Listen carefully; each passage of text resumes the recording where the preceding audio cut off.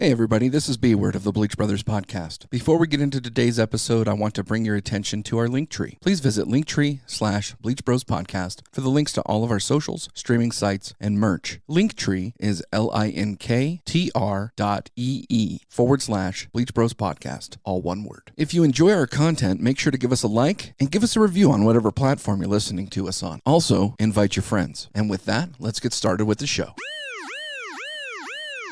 Have you ever thought about having a beer with Ted Bundy? Or been anally probed at Area 51? Perhaps go to dinner with Jeffrey Dahmer? Taking a car ride with JFK? Or enter a romantic relationship with O.J. Simpson? If so, then crack a cold one. The Pub Time Podcast just might be for you. Bleach Bros podcast is proud to align itself with Jerky Pro, a beef jerky manufacturer established by military and paramilitary veterans. Available in 3-ounce or 1-pound bags with great flavors such as honey glazed, teriyaki, red hot, apple cinnamon, original, peppered, sweet barbecue, and if you're ballsy enough, nuclear. Be sure to use our promo code to get some of the best jerky on the market. Use Bleach Bros 5, all lowercase, to take advantage of this offer today. Hey guys, this is Sprague with 1080 The Fan, and you're listening to the douchiest guys I've ever met in my life, the Bleach Bros podcast. Subscribe, rate, and review. Or don't, because they suck. Oh, you didn't know?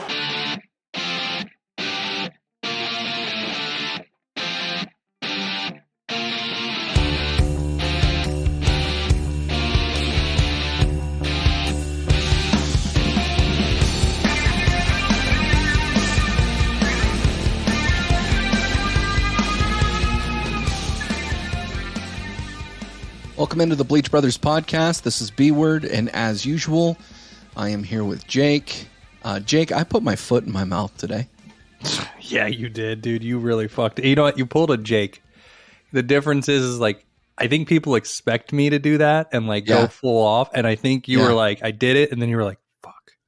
Well, so so for clarity for the audience, we put out a poll today of the best Batman, and where this stems from is I was listening to one of my regular podcasts called the Apple Boys podcast, and we'll get into that here in a minute. And one of them mentioned how Val Kilmer was the best Batman, and it literally almost made me turn off the fucking show. Like, that was the moment that I almost just hit stop. And so we got talking about, or we're in the Dads on Dayquil Discord, one of their members was talking about going through our back catalog ultimately, and we had a Batman show, and they didn't really agree with our picks for who the best Batman was. Now, for reference, my best Batman is Batfleck, and yours, I believe, is Batfleck with a caveat of it was going to be Robert Pattinson. It was going to be Robert Pattinson, yeah, okay. But I retract that. I think he was a good Batman. And then now I really retract it. I now like the college humor Batman the best. Batman. Really harder the drugs. You take my monster. That's my guy. That's my Batman. A is for Apple. Batman of all. Yeah. B is for bats. And it's for Alfred, not Apple. Alfred. Yeah, That's sorry. Right. I was thinking of my friends over there at the Apple Boys podcast. And speaking of that, we've got Josh from the Apple Boys podcast on with us tonight. Josh, how you doing, buddy? Doing well. Thanks for having me on. How are you guys? We're doing well, dude. Why is Val Kilmer your favorite? I didn't listen yet. It's not his favorite. It's not his favorite? Oh, sorry. I'd like to publicly announce that the Apple Boys podcast official stance is absolutely not Val Kilmer as the best Batman. I don't want to be associated with that shit opinion in any way. He about damn put out a press release today just stating that on our post. I had to. I mean, I can't. There are some things that just can't be publicly associated with you because you'll get that stain on you and you'll carry it with you forever. Yeah, like B-Word, if he gets his feelings hurt, he puts a fucking poll out. That's his thing. So anytime something happens, B-Word, Jake hasn't watched the Wonder Years. People, should Jake watch the Wonder Years? Who is the best Batman? Then he leaves Bale off it, and that's all he's heard all fucking day. Yeah, it was my bad taking Bale off of that because I think that Keaton would have lost some votes to Bale, and that might have made Batfleck a little closer. But fuck Michael Keaton as Batman. I'm just gonna come out and say that. So that's fair. That's hateful. But yeah. It was hateful. But the reason for our show tonight, other than we, record weekly, We wanted to talk about WWF, WWE, WCW, all that sort of bullshit. And Jake and I have been talking about this, trying to figure out a show about this for several months now. We've been trying to figure out who the right guest would be to have on to talk about it. We were talking about, what sort of subjects do we want to approach with it? And as I said, one of my podcasts on rotation is the Apple Boys podcast, and they brought up some good nostalgic wrestling memories for me in a recent episode. And I said, we're going to do this with Josh. And so that's going to kind of be our theme tonight. We're going to talk about some wrestling, talk about some WWE, some WWF, all of that good stuff. So boys, I'll ask this of you first. And Josh, since you're our guest, we'll start with you. Were you a WWF/E or a WCW guy? So it's very unnatural for me to say WWE. I'm a WWF guy, but I feel like I should say WWE throughout the episode in case this episode just blows up. I don't want the World Wildlife Foundation to come after us and you have to bleep out, re-edit the episode. So I'm going to do my best to say WWE to keep us legal here. But absolutely was WWE forever. I had a grandfather, called him Pop, and I started watching wrestling with him before I was able to walk. Like all of my childhood memories are kind of intertwined with wrestling and things like that. And I didn't completely dislike WCW, so I would watch it if it was on, but it always felt like off-brand wrestling. It always felt like I was getting WWF, WWE scraps, didn't feel authentic. And that's a weird thing to say about something that is sort of fake anyway, but it always just felt like second-rate wrestling. Just leftovers. So I just want to point out that if this episode ever does blow up and if any wrestlers just heard you call them fake, this is Josh from the Apple Boys podcast, not the Bleach Bros podcast. So we're just don't break kayfabe, bro. You can't break kayfabe. Isn't that what it's called, right? Kayfabe? Yeah, it's kayfabe. No, kayfabe. See, and what's kind of funny, and I know I just interrupted you on that, Josh, and I apologize for that, and we'll get back to you here in just a second, but our podcast is the true baby face and the true heel. I like to be known as the baby face because I've got this fat chipmunk looking face. It's soft with the hair on it, and I put the oil in it, makes it feel good.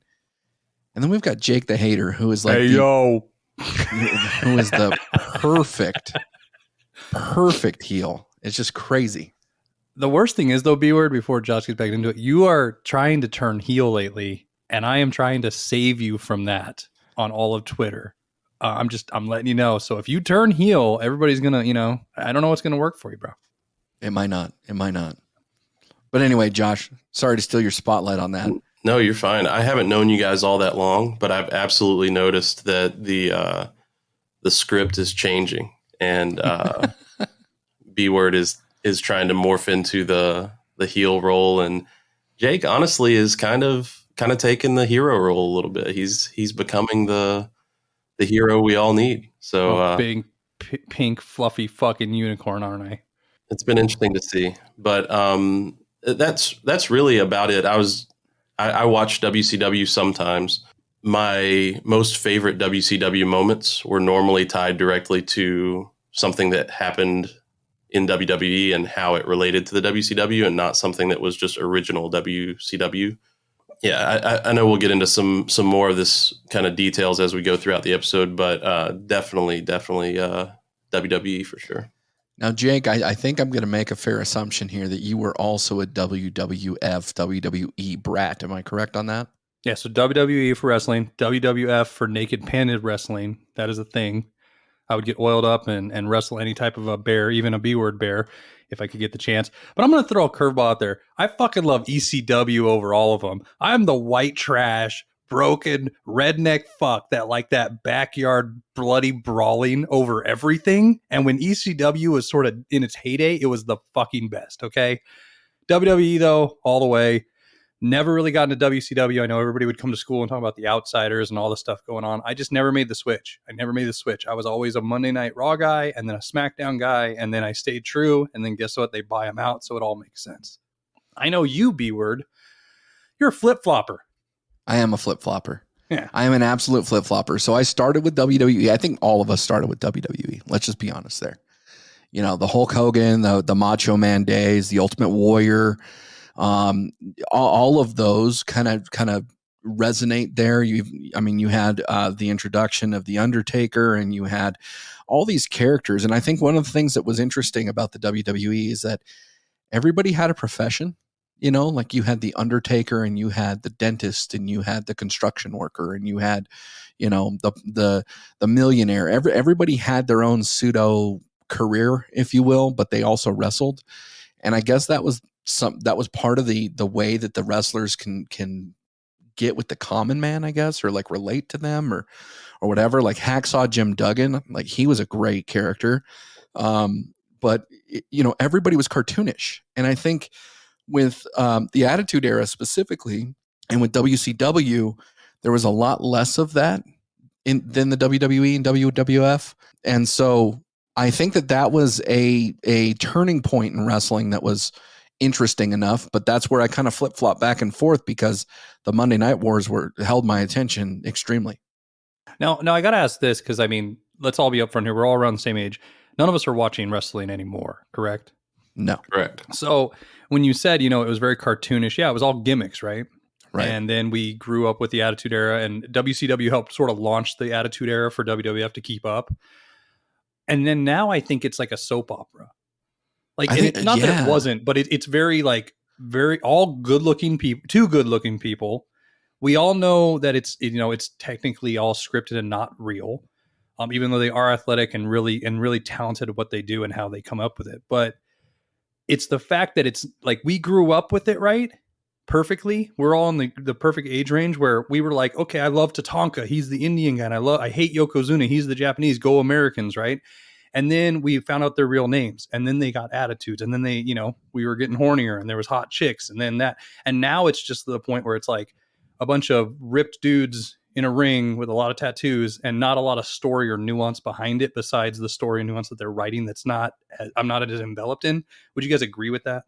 100%. I didn't realize that wrestling was scripted until after I was out of wrestling. Like, I thought a wrestling match was like a boxing match, where it's a little bit different. And sure, you can tell some stuff is over the top or whatever, but for a long time, I thought when they go into these matches, they don't know who's going to win, right? I think part of me getting out of wrestling was it started to become more obvious as it became more like a soap opera. And I don't know how much of that has to do with wrestling changing versus me getting older and wiser, like being able to see some of those things. Some of the feats of athleticism and the pain and the things that they went were very, very real, whether the outcome was scripted or not. And that authentic energy that they brought to the ring every night. When I've gone back and tried to watch wrestling later, it doesn't feel like it's there anymore. And again, I don't know if that's because it's changed or just because I've changed, but it doesn't have the same allure that it used to for me. Right. Now, B-Word, do you remember the moment that you realized wrestling wasn't real? Yeah, I think it was right about the time that Vince McMahon bought the WCW. So, we talked behind the scenes on this, where the Monday Night Wars really can't be replicated. First and foremost, you had two cable titans of wrestling competing against each other in the same time slot, often touring in the same town, at least within a few weeks of each other. And then you had the wrestlers bouncing back and forth from program to program. And as a fan, you didn't really realize what the hell's going on. I mean, I actually watched WWE when they started doing the Billionaire Ted skits, and they were doing the Huckster and the Nacho Man or whatever it was. And I'm like, oh, that's Hulk Hogan and Macho Man, but that's not who it is, And so once WCW came around, and I'm like, holy shit, that's Hulk Hogan, and holy shit, that's the Macho Man. And then I'm introduced to Sting, and I'm introduced to other wrestlers within the program. I'm like, well, what's going on with the WWE? Why are they doing this? Right. But then you also had the outsiders coming in, and you had, I was a huge fan of Razor Ramon and Diesel in the WWE. I thought they were great characters. Diesel was all wrapped up with Shawn Michaels for a while. Razor Ramon was this, actually, I'm going to sidestep here real quick. 90% of these wrestlers would probably be canceled by now because they were all portraying different races and ethnicities and all this sort of stuff. Like Tatanka was a white dude, Yokozuna was Polynesian. Like this was just not it. But it was a weird time. I just don't know that it can be replicated, and because of that, I don't know that I would get back into it. I know AEW is trying to come on strong, and it was kind of like TNA. TNA was trying to come on strong there for a while. But yeah, I mean, because it's not really something that's in the forefront anymore, I've had a really hard time getting into it. And I imagine that that's our generation. You know, for those of us that grew up watching this stuff, I imagine that that's the hardest part, trying to get back into it, because we do understand that it's all fake as far as the storylines go. We do understand that there is actually some rigging of who's going to win and all that sort of stuff. So I do have a hard time with that. Do you guys anticipate that you'll try to get back into wrestling at some point? No, Not intentionally. No. no. It's not that there's too many brands out there, but I guess it's almost the fact that there's too many big brands, in the sense that it feels like free agency in sports now. I couldn't keep up with who's going where. They all seem on the same sort of level playing field, because I think wrestling sort of died off a little bit. There's the diehards and the new kids coming up with it, but it's not the same feeling that we had. As I said too, I don't have like the story connections and stuff. There are some wrestlers that I think are cool that are in it, and I will admit this. Like, I've done the thing where I'm sitting on the couch trying to get into it. I watch it. The wife walks in. I change the channel. Like, oh, searching for something else, because it's like I just can't find myself to get back into it. I feel like I'm an adult. Why am I still attracted to this? But I think, like, every generation has something that's best about their growing up experiences. And for us, I think we grew up in the greatest generation for entertainment. Whether it be movie or anything pop culture wise, was we were in the best timeline of seeing things change, to how wrestling changed, how movies changed, how streaming changed, like all the things that happened so fast for us, whether it be internet, phones, movies, wrestling, for example, as we're talking tonight. We're the best generation to talk about that, because we have the nostalgic, we have the new age, we have the growing up with it, and we can talk about all the different ventures of it. And we grew up with it, like how it changed from the golden age to the attitude era to what it is now. But I still can't get into it. It's also that fact too, like when you watch it and there's the older guys that you were a fan of, it's almost like sad. It's seeing like Brett Favre come out of retirement for 9 times, and you're just like, please just stop. Like, I don't need to see Ric Flair shirtless wrestling people anymore. You get what I mean? So that's why I don't think I could ever do it again. So let me ask this question. So Josh, again, since you're our guest, I'm going to put you on the spot. Who's your favorite wrestler and why? This is a tough question to narrow down. The reason that I got into wrestling, I mentioned my grandfather watched it, and I can remember stripping down to the tidy whities and jumping off the side of the couch, pretending like I was flying off the top rope and things like that. And Hulk Hogan was a larger than life icon for me when I was coming into wrestling. So I loved the Ultimate Warrior. I loved Macho Man. I loved Jake the Snake Roberts. I loved all of those guys, right? But Hulk Hogan was the guy. And he transcended wrestling too, because you had, he was in movies. He was in Mr. Nanny and Thunder in Paradise and all these different things. And Rocky 3, which is one of my favorite movies, he plays Thunder Lips, so Hulk Hogan has a special place in my heart from a memory perspective. However, most of my memories of Hulk Hogan are the parts of my childhood that are more fuzzy, things that I don't remember as distinctly because of how young I was. My formative years were very, very much wrapped up in the Heartbreak Kid, Shawn Michaels. So I loved a lot of wrestlers in that era, but Shawn Michaels is my favorite wrestler of all time. I can tell you throughout my childhood, my mom never walked in on me like looking at porn or masturbating or anything like that. But she walked in on me more than once, pretending that I was Shawn Michaels, practicing my intro down the aisle and like combing my hair back and looking in the mirror and like practicing my Sweet Chin music on the dresser and things like that. So Shawn Michaels is just, in my opinion, he's the greatest in-ring talent the WWE has ever seen.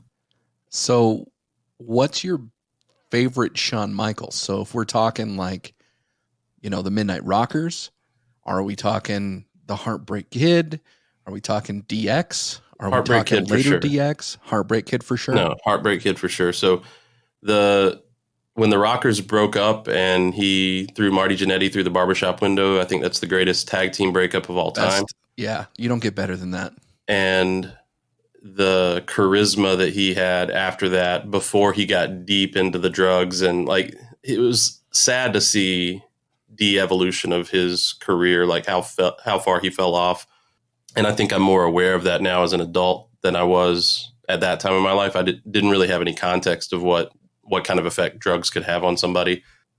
It embodies confidence, you know, right. And the in-ring antics, like just the high flying stuff, you're on a ladder and you kick somebody in the chin from the ladder, and you're flying in and out of the ring and putting your body on the line all the time. And he's also smaller than everybody else. And so he had to kind of make up for his lack of size with athleticism and gusto. And I really think that maybe subconsciously, maybe even a little bit consciously, if I ever need to like draw confidence, right? I kind of, in my head, I'm going, I think I'm cute. I know I'm sexy. And it's just like I'm looking at myself in the mirror, sort of like Mark Wahlberg in what's the movie where he's a porn star? What's it called? Dirk Diggler. Yeah, like, you are a superstar, you know. But what is that movie? Boogie Nights. Boogie Nights. That's it. Yeah, thank you. But no, it's Heartbreak Kid all the way, and I don't want to derail from the Heartbreak Kid thing, but one thing that I got to mention, bringing it back a little bit to the Hulk Hogan piece. This is really a key point in my relationship with my wife. So when we first started getting kind of serious, I don't remember, we were laying in bed or something like that, and I was almost asleep, and she lifted my arm, and it fell back down to the bed. And I said, "Do it again." And so she did it again, and I let it fall down to the bed again. And I said, "Do it one more time." And so she did it one more time, and I let it go almost all the way down. And I curled up a fist and I started shaking it like Hulk Hogan did when he was wrapped up in Andre the Giant on WrestleMania 3. And I think that's when she fell in love with me for sure. So, nice. Now, Josh, I have a follow-up question about this because I blacked out during some of your answer, I think. But when your mom walked in on you jerking off to wrestling, not porn, what was your favorite Shawn Michaels to jerk off to? The Heartbreak Kid, the Rocker, DX? I just need to know. Yeah, it's definitely the Heartbreak Kid. Okay, I'm just making sure. For sure. Yeah. Who's your favorite fucking wrestler? Oh man, I was kind of hoping to go last on this one, but okay. So huge fan of the Attitude Era. I loved a lot of wrestlers within this time period. I think initially, and I'm going to get to my answer here in a minute, but I think initially, like I was a super huge Bret Hart fan, and then the Montreal screw job happened, and he went to WCW, and it really just tapered off from there. I was also a Heartbreak Kid fan, Shawn Michaels. But I really like Stone Cold as well. Like the come up that Stone Cold had and the way that he did that was awesome. But I have to tell you, none of those are my favorite wrestler. My favorite wrestler is Sting. So I switched from WWF to WCW, and the face of that company, even though that they had Hulk Hogan and Macho Man Randy Savage and all these other ones, right?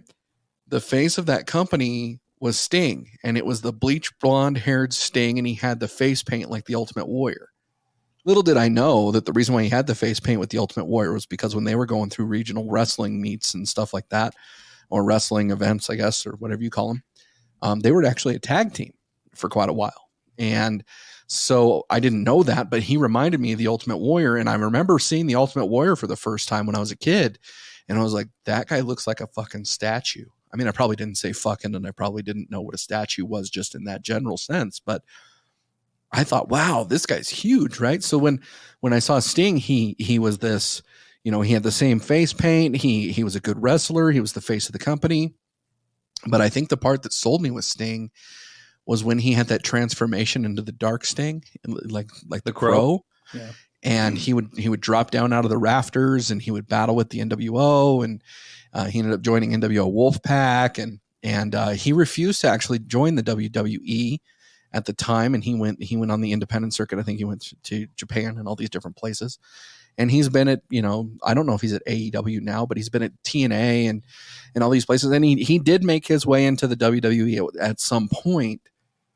But I just think from a character, from a human standpoint, the actual person, I think he's just a really cool person. If you get to know his story, you get to know the things that he went through, the way that he was able to reshape his life, the other wrestlers that he was able to impact outside of the ring. But then from an in-ring presence, he was just, trying to find out where Sting was coming from in the whole WCW realm of things, and watching the entire NWO crumble, trying to figure out where he's coming from. It was badass. So Sting is my favorite wrestler. What about you, Jake? As a kid, I'd say Bret Hart. I love the pink sunglasses. I was a big Hart Foundation guy, but can't go all the way through with his whole career. Unknowns, sort of unknowns, I guess. Rob Van Dam, fucking loved him. I loved that he was the real motherfucking show.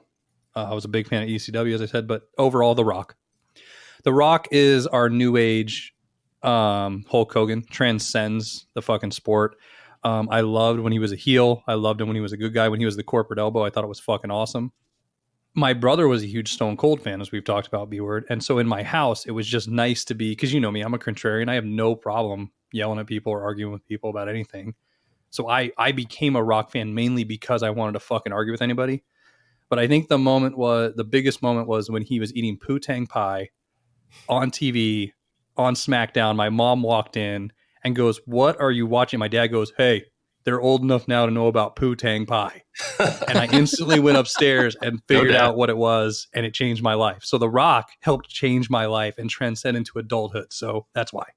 So you were 18, 19 when this happened? Yeah, when you finally first figured out what Poo-Tang pie was. Poo-Tang pie was.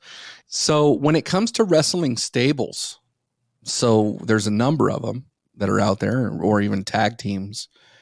Josh, who's your favorite? Like, which one was the most defining? I'm going to guess it's probably DX. But what's your most defining stable? And also, what would you say is your top 5 wrestling stables or tag teams? So I'm going to go tag teams and not necessarily stables, because I didn't really care that much about like the brand loyalty of the stables. I'm not going to say anything about these except two teams that didn't make my final cut on my top 5 tag teams, but I want to bring them up anyway. Are the Natural Disasters, Earthquake, and who was it? Earthquake and Typhoon. Typhoon. Right. Yeah, and then the Bushwhackers. Oh, I love the Bushwhackers.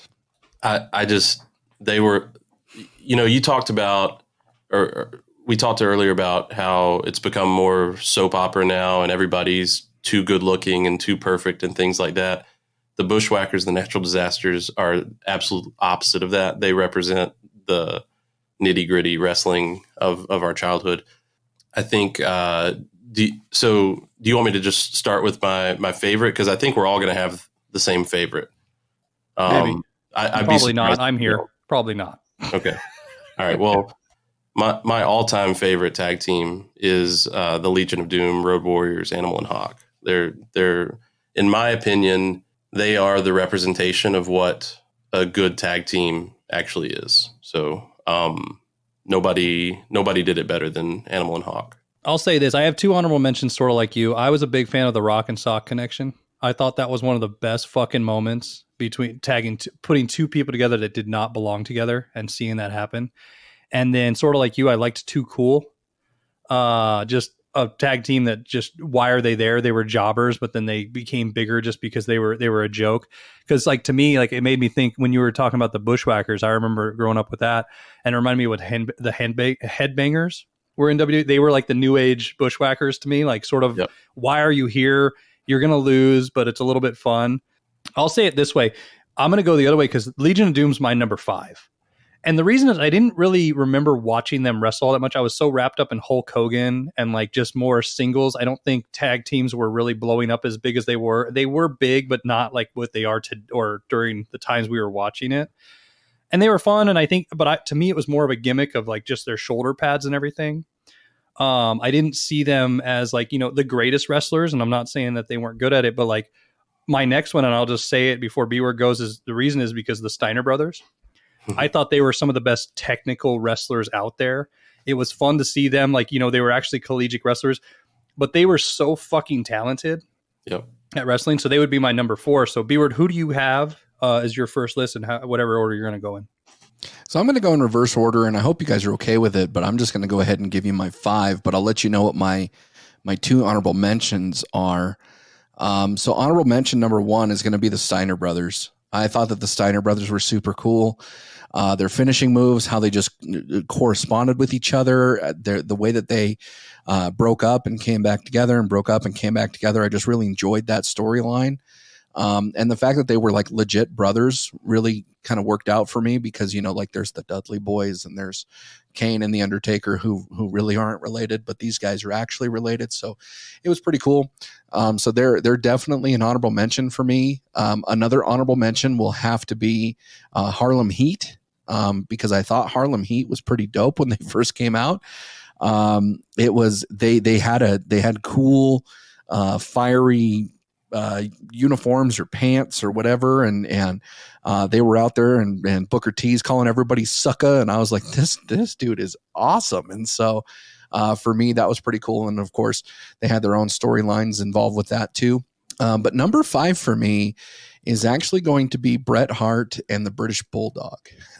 So part of the Hart Foundation. Again, that was my time frame of like really understanding some of these characters within the WWE. I love them. And so at number 5, the Hart Foundation was just absolutely cool. Number 4 for me, some of these actually just get kind of tough, to be honest with you. So the New Age Outlaws are number 4. Oh, you didn't know? Your ass better call somebody. I fucking loved Mr. Ass. Yeah. And so like it was like when they came out, it was just so badass. And so I love them. So they're definitely number 4. Number 3 for me is going to be the Outsiders, Hall and Nash. I thought that they, when they first intruded WCW, I didn't really know where they were going with it. And then come to find out, they almost crippled it with their storyline. So I thought number 3 was really cool. Number 2 for me is actually going to be, and you guys are going to laugh at me about this, but number 2 for me is going to be the Dudley Boys. That's fine because that's my number 3. So I'm in agreement with you on. Yeah, that's my number. Okay, 3. So I love the Dudley Boys. I love the fact that the Dudley Boys walk around thinking that they're brothers, and they're definitely not brothers. But for some reason, like we all bought into the fact that they're brothers. And it's amazing. And as Dome calls them, they're the colorful team and, it's just a good time. And so number 1 for me is this one was kind of hard to come up with, but I'm going to go with the Hardy Boys. I think the Hardy Boys, they're a tag team that's been a tag team in a lot of different forums, and they've got some of their own storylines. I thought it was badass that the way that they use ladders and high flying and all this sort of bullshit. So Hardy Boys are number 1. Fuck you, B-Word, because I'll say this. You said my number 3, Dudley Boys. Agree with you in all the reasons. I missed. Loved it when the ECW had the third brother, Spike Dudley. Wish that would have happened too. But then New Age Outlaws was number 2, and Hardy Boys was number 1. How do you get better than a team that helped define TLC? That's what tag teams became. And yeah, you had the Dudley Boys in there. That was, the tables. The ladders were the Hardy Boys. The chairs, I guess you can give it to Edge and Christian because you had to add the C there somewhere. But the battle between them and Edge and Christian was so great. The problem is I can't put Edge and Christian on my list because I was introduced to them in the Brood. They were the Brood. Yeah. And they were, vampires or whatever. And then they tried to sell us that they were brothers, and I didn't really believe it. But dude, you named all mine. I think it's because we're from the same era, but that's what I would do. What is the rest of your list, Josh? So before I go with the rest of my list, because all of mine have now been named, we're just in different orders. B-Word, why do you hate America? Bret the Hitman Hart and the British Bulldog? That was like the anti-American team. Like I said, dude, I was a big Bret Hart fan growing up. I love the Hart Foundation. So I think it was one of the first tag teams that I started following, to be honest with you. That's fair. Well, like I said, you guys have named all mine, so I'll run through the list really quick. It's in a different order. My number 5 was the Outsiders. Number 4 was the Hardy Boys. Number 3 was the New Age Outlaws. Number 2, the Steiner Brothers. And then, like I said, number 1 was the Road Warriors, Legion of Doom. So I think we're pretty aligned on the teams that we liked for the most part, just maybe shifted them around in different orders a little bit. Josh, do you have a brother? I have 2. So did you like tag teams more growing up because of that? Like, because I don't know, when I would mess around with my brother and stuff, like we would like act like we were wrestling. We always became a tag team when the friends came over, and that's why I fell in love with them more so. And I think it had something to do with it. Am I wrong? For me, it's the same, but with my friends. So one of my brothers is 5 years younger than me. The other's 10 years younger than me. So they were always getting into things right as I was getting out of things. I could never get my 5 years younger brother into wrestling. And then by the time my 10 years younger brother was into it, I was done with it. So, but my friends, though, when we would hang out in the backyard, we would use the chain link fence as the rope and, tag team and jump over the rope and stuff like that. So I had a trampoline when I was in middle school. And of course that's all during the Monday Night Wars. And so we would use a trampoline as the wrestling mat. It was flat. That's what we did. It was badass, dude. It was just awesome doing flips and all these different holds. But we talked about, all of us chose a tag team in this list. None of us effectively chose stables. So I'm going to throw it out there. I'm going to give you guys a couple stables, and I need you to tell me which one's better and why. The first stable is NWO, and I'm going to go with Wolfpack. Okay? Well, then put them at the fucking bottom. Nobody fucking cares. And then I'm going to go with the Hart Foundation. Oh, fuck you. Why? This is the dumbest. I love Josh because I feel like when you talk about the Hart Foundation, I can see Josh going, I'm so happy the Montreal screw job happened. Like, yes. He hates Brett so much that I know his is the Outsiders, and I'm going to side with Josh. I like Red and Black. I didn't even know who really was fucking in it besides Sting, Kevin Nash, and Razor Ramon, I think, or Scott Hall. Right? Am I right there? Did I get it right? Kevin Nash and Scott Hall in cool. in the NWO? Yeah. Wolfpack? Were they Wolfpack? Basically, yeah, cool. Everybody was in the Wolfpack at one point in time or another. But the reason why I chose those two to match up together is because I feel like NWO Wolfpack is probably the least favorite Wolf or NWO. Maybe you can go with LWO or whatever the other ones that they had in the WCW. But then the Hart Foundation, I feel like you two just don't appreciate the Hart Foundation. So that's why I paired those two together. So what I'm saying is which one is better and which one is not? I don't hate Bret Hart. Like I like that he was there to be Shawn Michaels' like arch nemesis. His bitch boy, you mean? Yeah. You're right. I was glad the Montreal screw job happened, and I did hate the Hart Foundation, and it was obviously terribly sad what happened to Owen. That was a real thing that was tragic, but no, I didn't like anybody from the Hart Foundation, and truthfully, I wasn't a big NWO fan either, but between the two, if I'm choosing the lesser of two evils, I'm going NWO Wolfpack. I guess if I have to answer, I'm going Hart Foundation.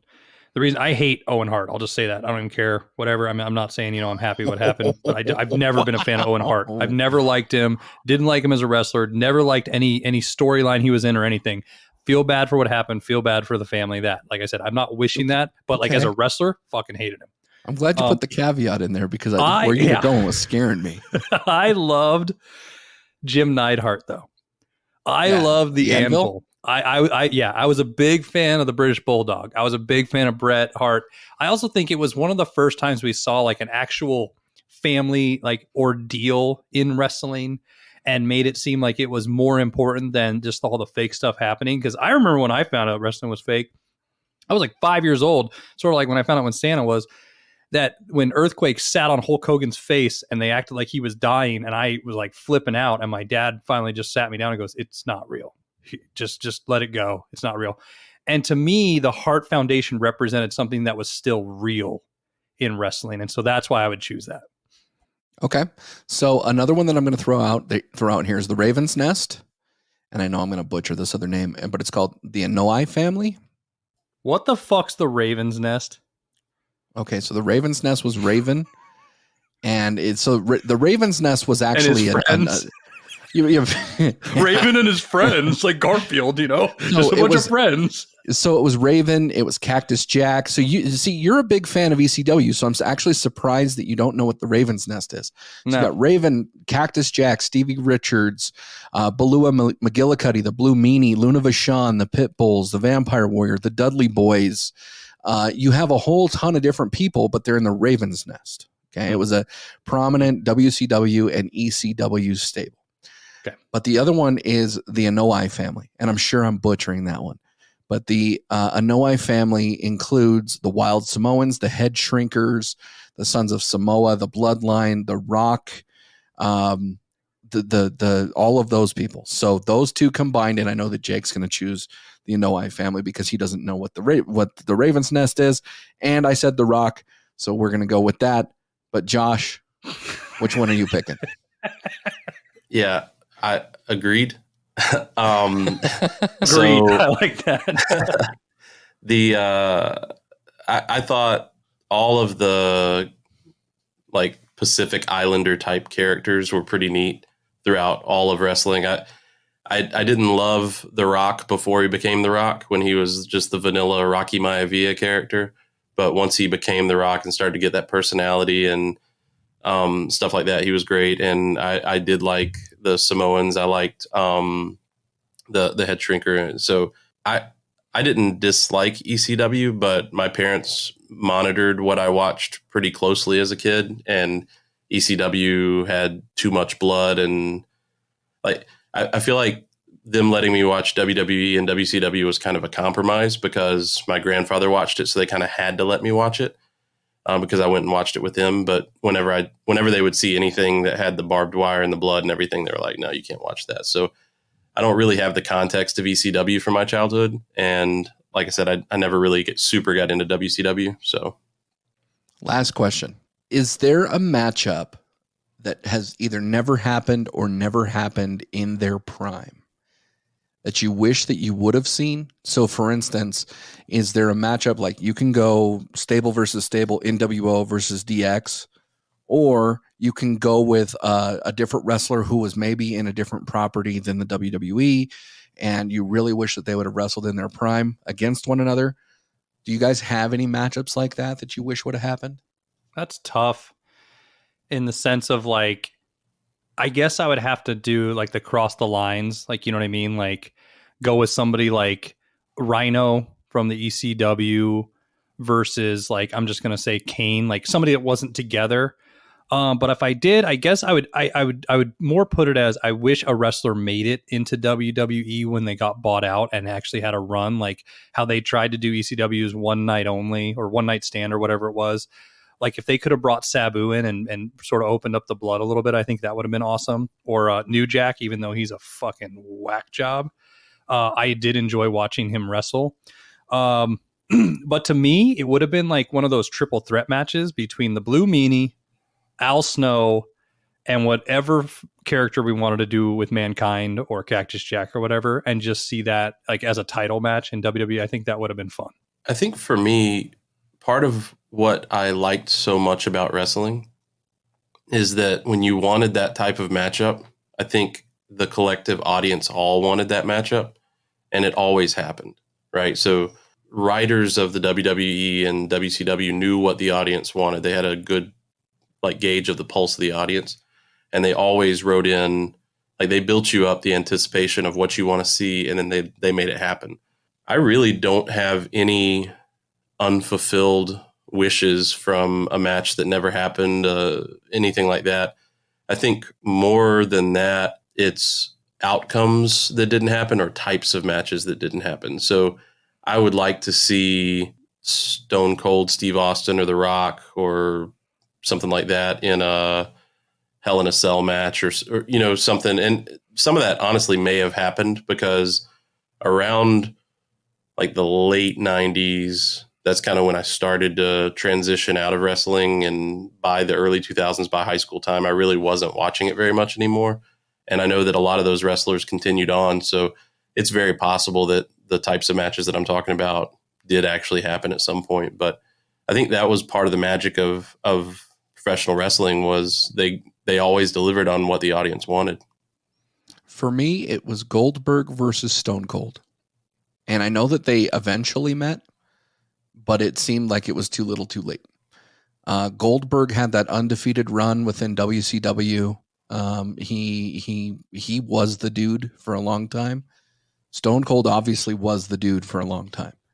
And that was the match that when everything was bought out and came together that I really wanted to see happen, but Goldberg did not go the WWE route. It didn't happen.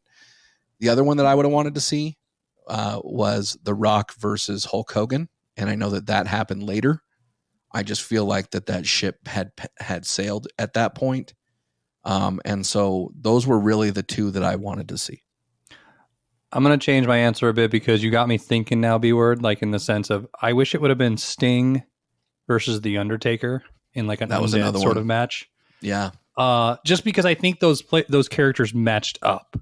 Like there was a time in the Attitude Era where we were enveloped in the Kane story, and Undertaker and Mankind was sort of part of that, and the Brood was sort of part of that, and they went sort of that. There was a few routes they went. They went the factions of like still almost the America versus a nation, right? Nation of Domination or whoever you were doing, and then you had the superstars who had their divas and that storylines, and then you had the dark side of it too. That was like Undertaker burying whoever he could. So I guess I would have put it as that was probably one of my favorite parts of the Attitude Era. It would have been the Undertaker versus Sting. Well, with that, guys, let's bring in a little everlasting jukebox here. So, Jake, would you like to kind of explain to the audience what the everlasting jukebox is, and then we'll go from there? Yeah. So, and Josh, I don't know if you're aware of this segment, but we have a segment on the show called the Everlasting Jukebox where we take songs of a certain era, genre, style, and for tonight it'll be wrestling intros. But we put them in a jukebox that these are the songs that would stand the test of time. There's no judgment on it. I mean, you can try to have a judgment if you're B-word and you want to be a dick. But like, essentially 5 songs that you're putting in the jukebox that you would put on rotation forever that just stand the test of time. Always 2 honorable mentions if you want to have it. But let's start with your list, and we'll start. If they're in order, that's fine. If they're not, it's also fine. But what would be your number 5 like best wrestling intro song to put in there? So I will mention an honorable mention, and that is the D-Generation X New Age Outlaws intro. It barely skipped out of my top 5, but just when you hear, Oh, you didn't know? Your ass better call somebody. you knew it was on, and some of those intros were just absolutely legendary. I still to this day will randomly bust out the badass Billy Gunn, the New Age Outlaws, the whole speech that he does. That part is just unbelievable. But my number 5 is the Nature Boy Ric Flair. I think that's it's actually a good pick. Yeah, the song itself is it's take it or leave it, but just the presence that he has when he comes in is just unbelievable. So number 4, Pomp and Circumstance, the Macho Man Randy Savage. He was the Luigi to Hulk Hogan's Mario. He never got the full recognition that he, I think, deserved. But his intro was incredible and definitely fitting for the man. And from a merch sales standpoint, he matched up with Hulk Hogan pretty well, but never got the recognition in the ring quite the same way. But my number 3. Anytime you hear the glass break, it's on. So Stone Cold Steve Austin is number 3. Number 2 struck terror in the hearts of many an opponent for more than 2 decades, and that was The Undertaker. His intro is spooky and just fit his character so well and is timeless. It never really aged. And then I'll let you guys guess my number 1, but I'm sure you can get it based on our earlier conversation. Shawn Michaels. Yeah, that's the one. Best intro. So I'll go ahead with mine. I've got 2 honorable mentions. The 2 honorable mentions that I have are the stable music for DX and the stable music for NWO. I thought that those were really cool for what they were. They're not necessarily individualized. I know that like Triple H has come out with them and with the DX intro, and so is Shawn Michaels. But it's more of a collective song, so I can't really like say it's somebody's intro. It's more the group's intro, and the same thing with NWO. My number 5 is going to be Edge, Metalingus. I think that's how you pronounce it. So as soon as was it Metalingus or I know it's not Cunnilingus, but Metalingus. So Edge, Metalingus. Just when the music drops and it goes on this day, and you're just like, you know exactly who it is, and he comes to the ring. I thought it was absolutely badass. So Edge is that. I agree with you, Josh. The Undertaker is also on my list. From the moment that you hear the dong, I said dong, but Dong. but from the moment you hear that and the lights drop, I mean that gives a full atmosphere of mystery and mystique and horror in certain elements, and so the Undertaker's also on the list. I said the number 3 earlier, and that's New Age Outlaws. I just think that the fact that they came out and the music hit, but it was the full focus on the microphone and Road Dogg, and he was the MC of their intro, and I absolutely love that. My number 2 is going to be Stone Cold. I don't know that, at least from the Attitude Era, I don't know that you get a better intro than Stone Cold within that time frame. And as soon as a glass breaks, you know exactly who it is. But for me, my number 1 is Real American, and it's Hulk Hogan. And I just think that is one of those ones that for decades long, it's a great song. Every time like the 4th of July comes around, I find myself singing that song anyway. And it's fucking badass. So that's my list and my honorable mentions. Those are good picks, except Edge. I mean, everything was good except one. But good job, B-Word. 2 honorable mentions. First one is my favorite wrestler is The Rock. It's not just because he's my favorite wrestler. I mean, it was a good because it had his quotes in the song, but it also wasn't a song that could make my list because I would rather hear him talk and his song be over, but I knew he was coming out, so I'd get excited. The other one was Doink. I fucking love Doink the Clown. I love the sound of that, and then the babies crying and the misery music, and he was like the perfect heel, and he hated children. And so when it came on, that song made me happy because as a kid, I'm sitting there going, yes, finally somebody like I loved it. And during WrestleMania night when he ripped off his fake arm and started beating people with it, I'm a big Doink the Clown fan, so he's my second honorable mention. Number 5 is The Undertaker. I think it puts a lot of heart, or a lot of fear in people's hearts when you heard it. It was great. You knew who was coming. One of the best things about it too is he was a character that the music spoke for him. He didn't need to speak. I was actually doing some reminiscing, also preparing for the show, watching him, and I hated when he became like the American badass. Yeah, in the sense of he talked a lot more. And I'm like, I love the stoicness of The Undertaker where he didn't have to talk. I would love to put Kane's song on there because it was very similar, but you can't have Kane without The Undertaker. Mm-hmm. Number 4 is DX. I love telling people to suck it. I love hitting my crotch. I loved when that song came on. It reminded me of Rage Against the Machine. It just got me fucking pumped. It was the best part of the era. It was grungy. It was heavy. And you loved everybody in the stable when they came out. 3 is Shawn Michaels. I Am a Sexy Boy. Big fan of that song. 2, Stone Cold. I think it's hard to compete the glass breaking. When you wanted somebody to come out and kick somebody's ass and that happened, you knew a badass moment was going to happen and a lot of beer. But number 1's Hulk Hogan. I agree with my boy B-Word. There was just something about that song that just that I think that's what got me into wrestling. Like I was so excited when I saw the mustard and fucking ketchup coming out, that player of the guitar, and I'm a proud fucking American. Bald Eagle Freedom Party, motherfuckers, as we say. And when that song came on, it is the epitome of that. So that's my number 1. I'm very proud of you for hitting the number 1 on that in the same way that I did. I didn't think that we would do that, but I have a bro boner for you right now. So I'm totally about that life. And so yeah. So with that, Josh, tell us a little bit about Apple Boys podcast. So it's me and 3 of my friends, Corey, Rob, and Jimmy. We've been getting together and going to our local Applebee's. It's near where we all work.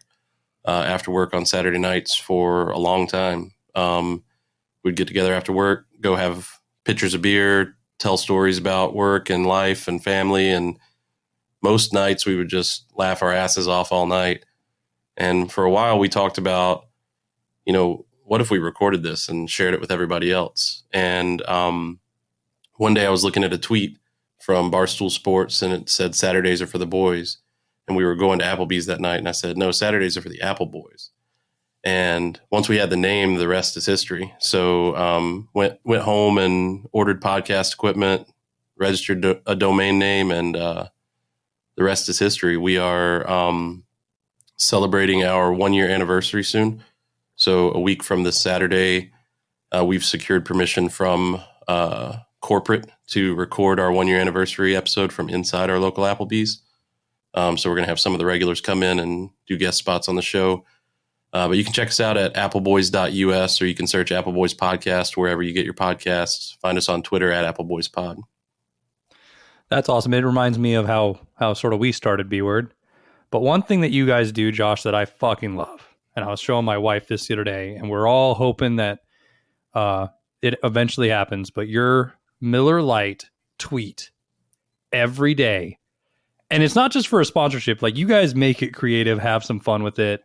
I mean, so you're on what day now? Is it 285? No, we're 320, 328, 329. So getting close to a year, maybe 330. We're close. That's awesome. Well, and you guys are, you can find them by Googling appleboys.us and all that sort of stuff. But you guys also have a Patreon. Is that correct? We do. Yeah. So patreon.com/appleboys.